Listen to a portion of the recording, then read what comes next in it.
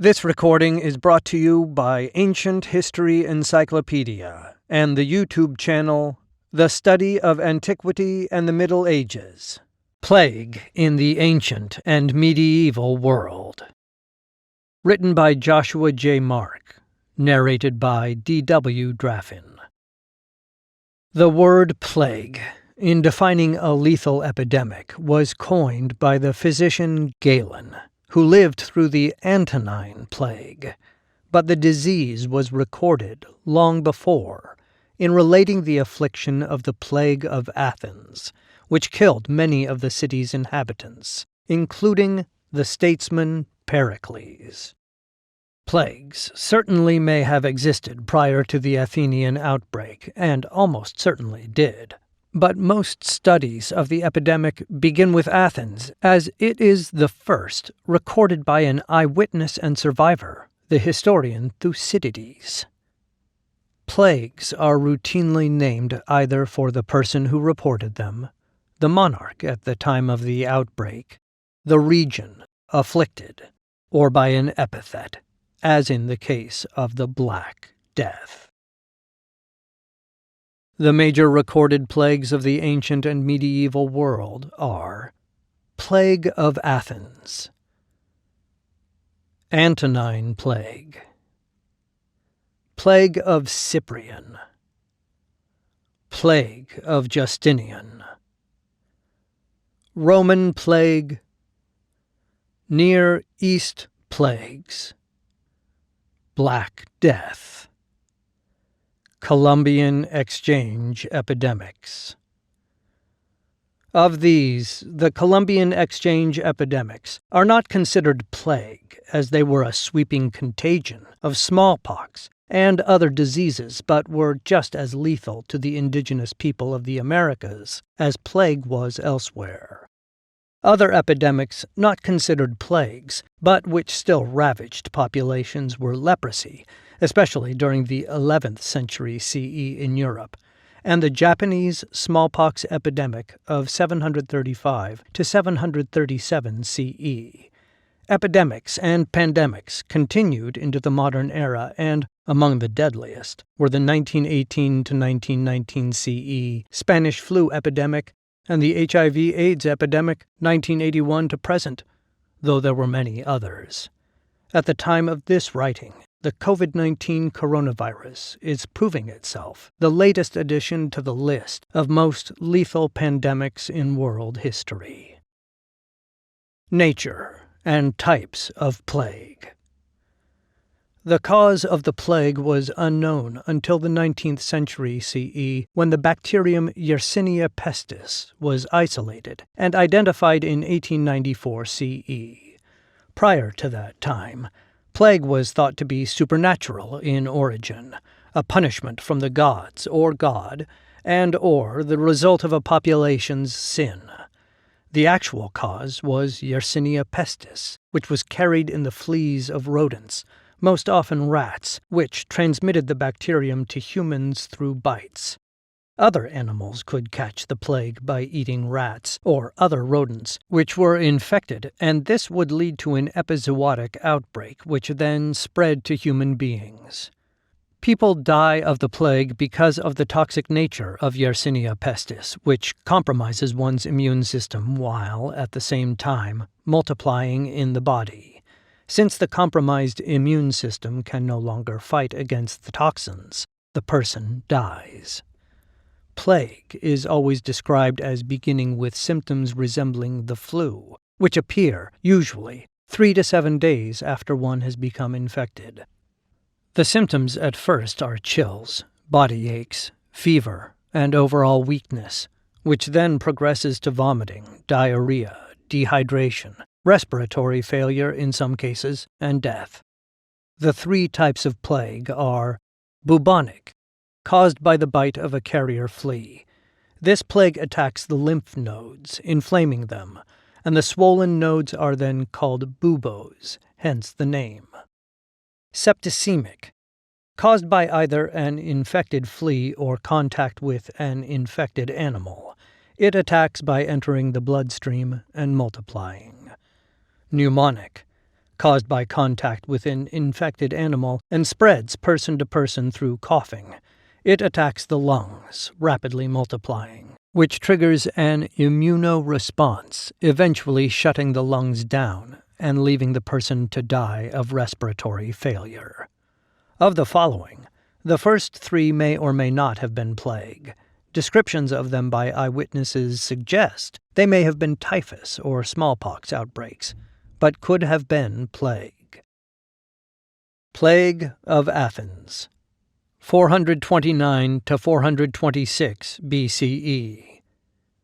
The Plague of Athens, death toll 75,000 to 100,000, arrived through the port of Piraeus, probably in 430 BCE, and erupted across the city in 429 BCE. Thucydides writes, "It is said to have broken out previously in many other places, in the region of Lemnos and elsewhere, but there was no previous record of so great a pestilence and destruction of human life. The doctors were unable to cope, since they were treating the disease for the first time and in ignorance. Indeed, the more they came into contact with sufferers, the more liable they were to lose their own lives."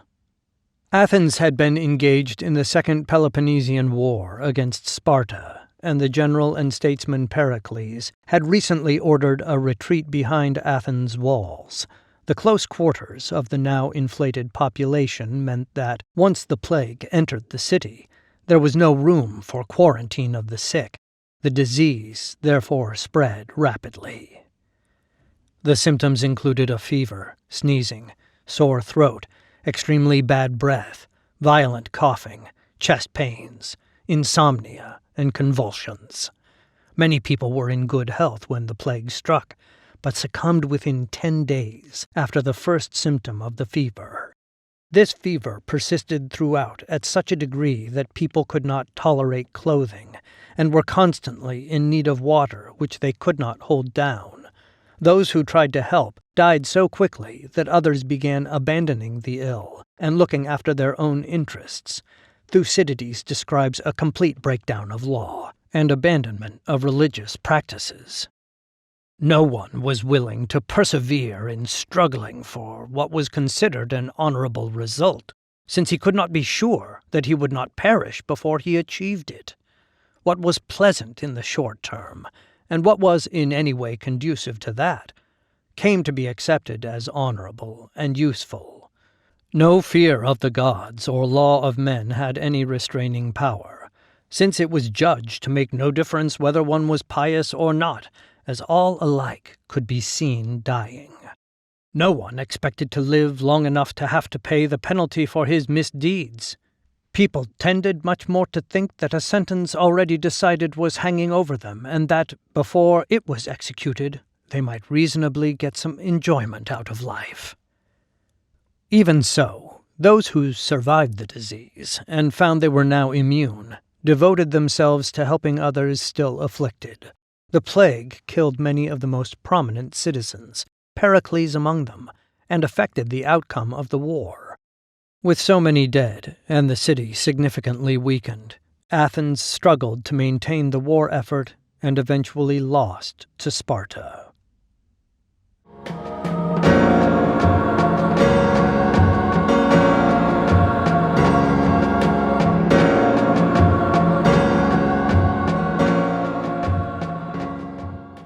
Antonine Plague, 165 to circa 180-190 CE. The Antonine Plague, death toll 5 million, devastated the Roman Empire under the co-rule of Marcus Aurelius and Lucius Verus, and is so called after Aurelius's family name Antoninus. It first appeared in the Roman army during the siege of the city of Seleucia in the winter of 165-166 CE, and was spread by these troops returning to Rome or as they were stationed elsewhere. Symptoms, as described by Galen, began with fever and included diarrhea, outbreaks on the skin, pharyngitis, the inability to swallow, accompanying a sore and swollen throat, unbearable thirst, coughing, and vomiting. Those who caught the disease either died or recovered within 2 weeks. The plague is thought by modern scholars to have originated in China and spread westward along the Silk Road, as the cities of Ctesiphon and Seleucia were important trade links with direct access to Chinese suppliers. People of the time, however, interpreted the epidemic as a punishment for sin, with various stories circulating assigning blame. According to the historian Cassius Dio, the disease killed upwards of 2,000 people a day, and took both Lucius Verus and Aurelius. Aurelius had blamed the Christians for the plague, claiming they had angered the gods by refusing to participate in the state religion, and persecuted them. The Christians, however, became the primary caregivers at this time, nursing the afflicted without regard for their own safety. As a result, more people converted to Christianity. The Antonine Plague has routinely been cited as the beginning of the destabilization of the Roman Empire. Whether one accepts this claim, it cannot be argued that the plague completely changed the dynamics of Roman society. The army was weakened by the immense loss of troops, and new recruits from among Germanic tribes did not have the same level of loyalty. Gladiators died as easily as anyone else, and there were fewer games, resulting in public unrest which, coupled with the people's abandonment of traditional religious practices in favor of Christianity, broke social cohesion. Farmers were unable to produce crops, artisans were no longer alive to make crafts, and so many people died that the economy came close to failing.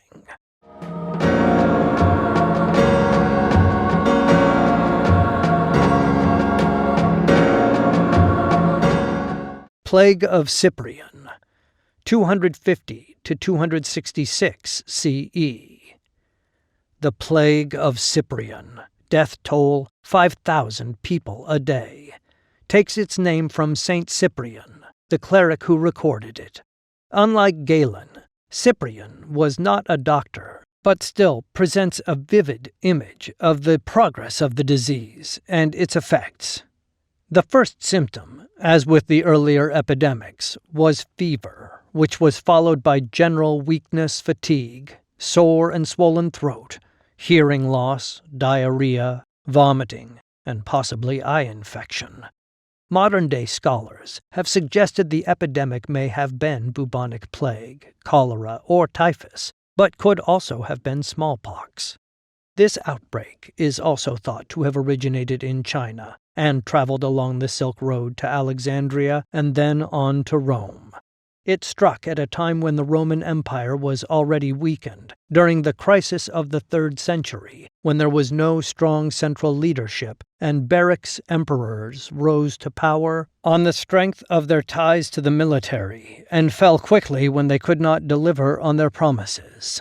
Record-keeping at this time was, therefore, poorly maintained generally, and there is no official death toll for the plague, outside of the generally accepted number of 5,000 people a day, derived from scattered reports of the time and that of Cyprian. As with the Antonine Plague, Christians became the central caregivers, which strengthened the religion further. The emperors Hostilian and Claudius Gothicus both died, as well as many of the pagan clergy, which left predominantly Christian clerics to explain the cause of the disease in Christian terms. The plague further weakened the Roman army and economy, as more soldiers were lost than in the Antonine Plague, and the deaths of farmers left crops to rot in the fields.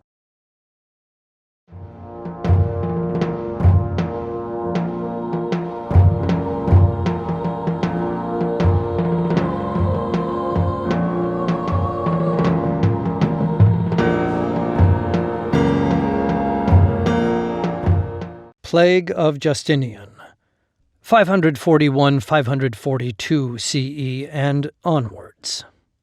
Although the dates of the Plague of Justinian, death toll, 50 million, are routinely given as 541 to 542 CE, considered the worst phase, The epidemic continued long afterwards, finally vanishing circa 750 CE. It is the first fully documented case of the plague, as caused by the bacterium Yersinia pestis, in the world. The plague takes its name from the monarch of the Byzantine Empire, Justinian I, and was first recorded by the historian Procopius, who chronicled many of the events of Justinian I's reign. This plague, considered the most devastating up to that time, is also thought to have originated in China and traveled to India via the Silk Route and then on to the west. Constantinople, the capital of the Byzantine Empire, was another city, like Seleucia and Ctesiphon, which served as a major trade center and conduit between the east and west. Procopius reports unusually cold weather, which blighted crops and drove people from rural regions toward cities like Constantinople, seeking shelter and assistance. With these people came the rats, who found shelter in carts of supplies. People first experienced fever and fatigue before swellings of buboes broke out around their ears, in their armpits, and groin. Procopius reports people becoming delusional before falling into comas and dying within a week of contracting the infection. The cause of the plague, according to Procopius, was Justinian I's misguided reign, which God was now punishing him and his people for. Justinian I did fall ill, but recovered, while many others did not. Modern-day scholars believe that, along with transmission along the Silk Road, the plague was spread by the supply trains of Justinian I's army, which carried infected rats back to Constantinople. The people of the time, however, had no idea of the cause and so no concept of how to treat the plague, relying mainly on prayers and protective amulets. The only effective action which slowed the spread of the disease was quarantine of the sick and what is known today as social distancing. The empire survived the plague, but in a greatly diminished form, having lost approximately 25% of its population.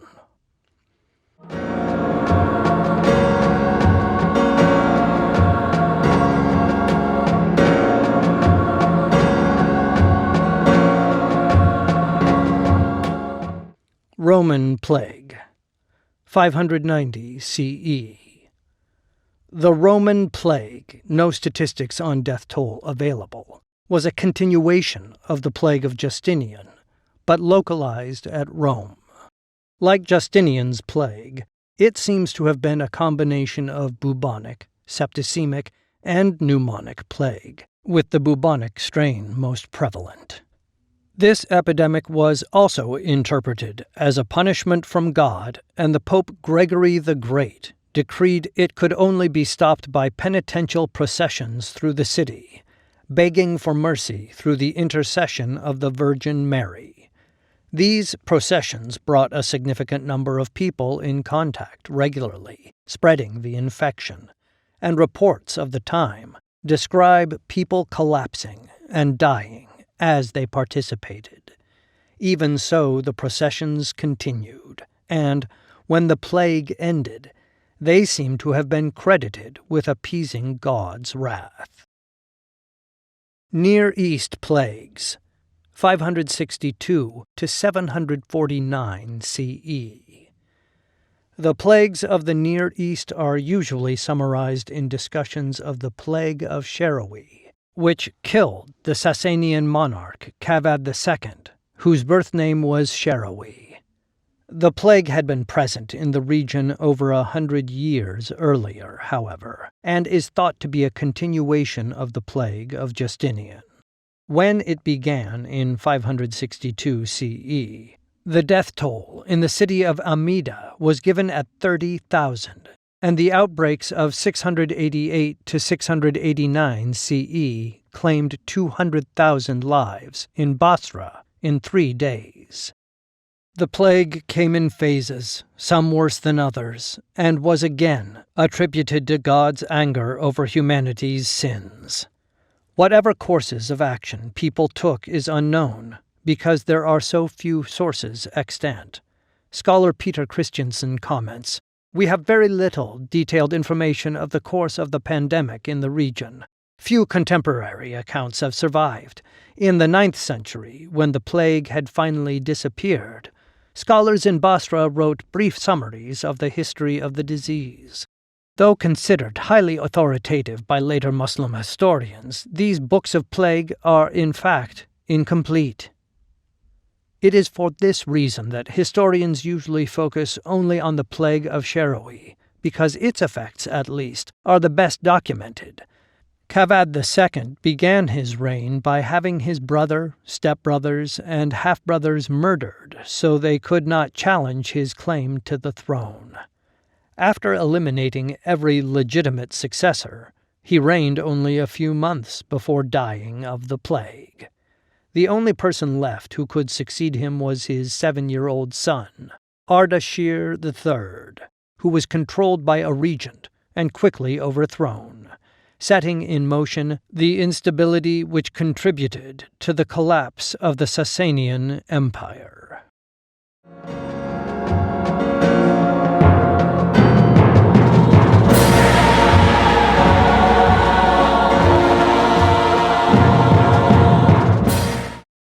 Black Death, 1347 to 1352 CE.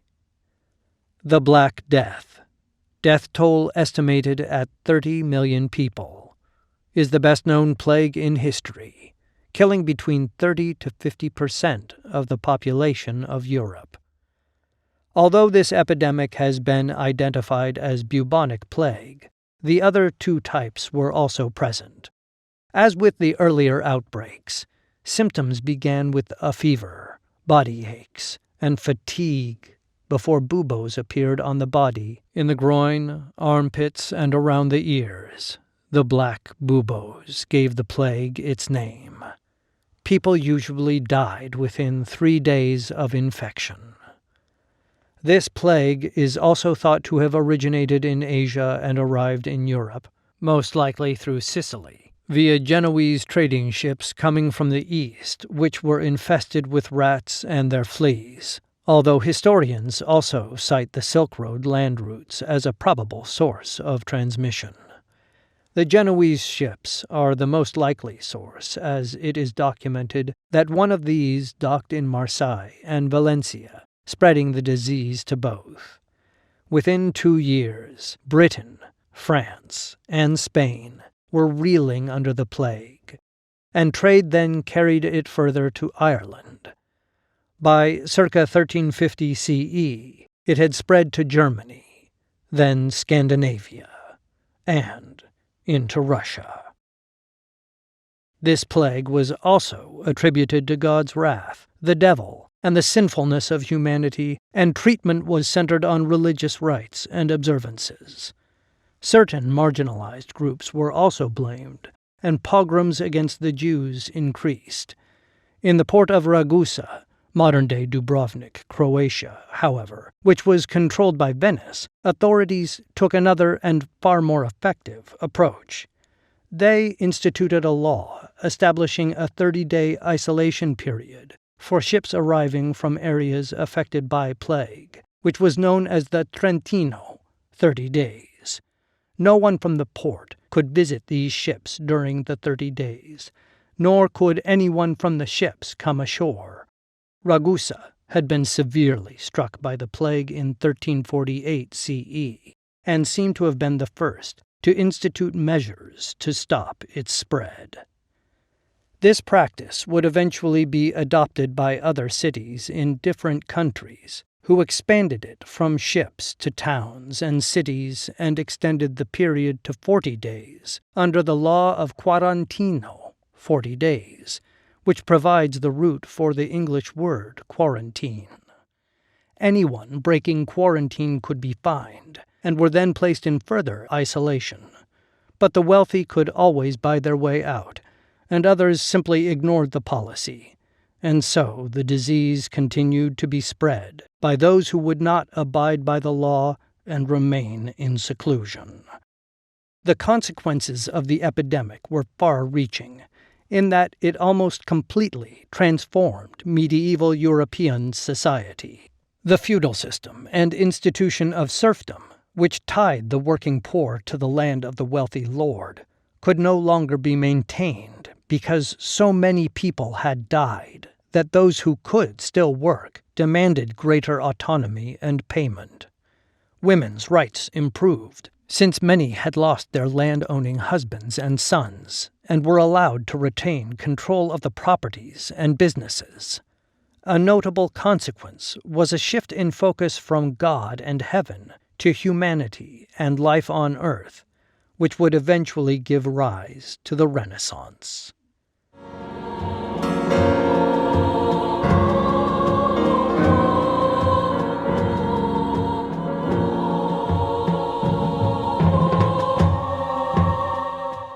Columbian Exchange, 1492 to 1550 CE. The Columbian Exchange is the modern-day term for the transference of culture, people, and technology between Europe and the so-called New World following Christopher Columbus's expedition of 1492 CE. The exchange also brought the smallpox epidemic and other diseases, which killed between 80 to 90% of the indigenous population of the Americas, who had no immunity against European diseases. The epidemics which swept through the populace in 1520 CE, and again between 1545 to 1548 CE, emptied towns, villages, and cities, and contributed to the fall of the Aztec and Inca empires. Along with smallpox, the Europeans also brought typhus, the measles, yellow fever, and possibly syphilis. These diseases, along with military campaigns carried out against the Native Americans by Europeans looking to control land and resources, severely impacted Native American culture. The population of certain tribes and regions was reduced so heavily that colonization was made easier, and Europeans came to control the land previously inhabited by the natives. Conclusion. Plagues continued to destabilize and reduce populations into the modern day. The worst of these was the influenza outbreak of 1918 CE, also known as the Spanish flu, so called because it was first reported by Spain, not because Spain was the source of the pandemic.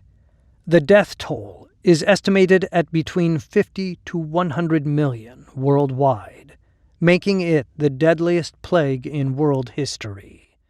Various theories have been proposed as to its source, but it seems to have originated in an army camp in Kansas, USA, and spread from there by troops deploying for World War I who landed in Brest, France. Other epidemics followed throughout the 20th century CE, a notable example being the HIV/AIDS infection, which has killed 35 million people since it was first identified in the mid-1980s CE. These two outbreaks have one underlying characteristic in common: the failure of the population to appreciate the seriousness of the disease until it was too late, and the failure of governments to respond to it in a timely fashion. Prior to the recognition of germ theory, it is understandable that people would interpret the plague in terms of the prevailing religious ideology, but in the modern era, the failure of governments and populations to respond quickly with practical measures remains bewildering. After the Spanish flu outbreak of 1918 CE, the effectiveness of quarantine was fully recognized.